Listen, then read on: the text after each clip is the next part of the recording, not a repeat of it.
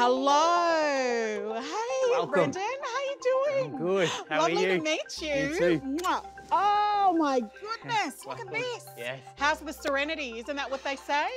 It's amazing, right? Yeah. It's so beautiful. Yeah. How long have you been here for? Only like 6-7 months. Yeah, Actually, a little more than that, but you know, wow. we're pretty new to it. I'm getting distracted because these works here. Tell me about what you're working on. Well, I'm working towards a show that's opening next month. So these are the paintings, and there's some sculptures inside.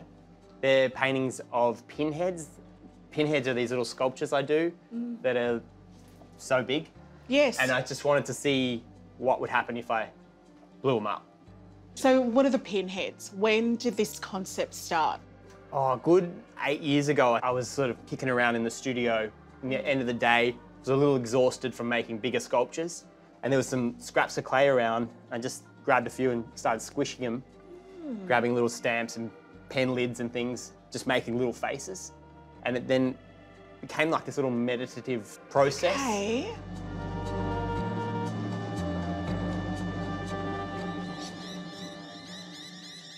I love that you've got your paintings set up outside. Do you actually paint out here? Yeah, I paint out here. I mean, it's, you know, fresh air from the fumes. Just usually I put the canvas down on the ground. I start painting on the ground.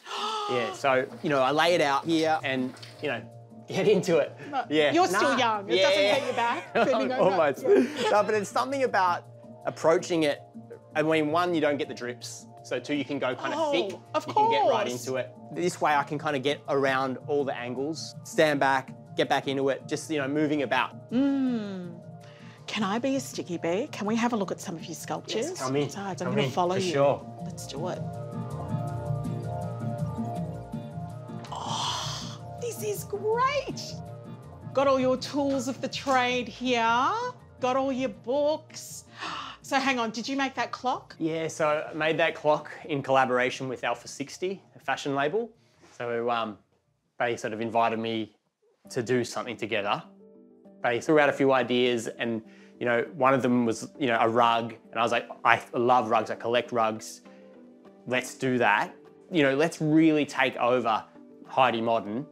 And we all just kind of got carried away to the point where the final product was far outside of what we'd even imagined at the start. You know, it was... But then the final product is people walking on the work that you've created? Yeah, so I guess it becomes this immersive environment. One of the surprising things was how kids were so involved with the work. Yeah. And that was something that I hadn't really even foreseen. So the real reason I wanted to come into the studio was to see these beauties here. Tell me about these sculptures, and do you mind if I touch them? And go for it. Thank you. I'd love that.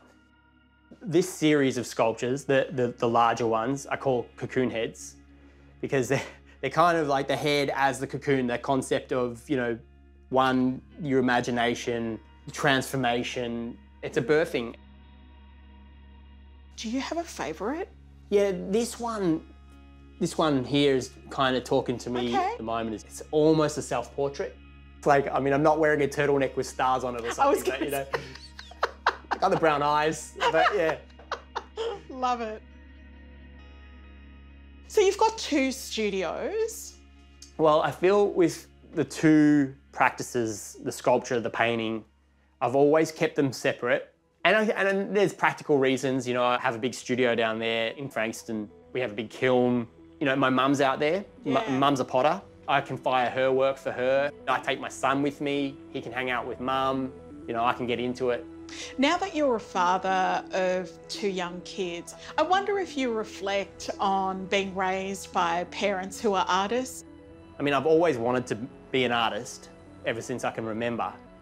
I have been lately thinking about that idea of, you know, the working artist with the children. And like, you know, I remember asking Mum recently and she was just like, well, what I had was you in your little kind of bouncy bassinet thing on one side and, you know, her foot on the pedal of the wheel on the other. So she'd just sort of bounce me on one and then she'd be throwing.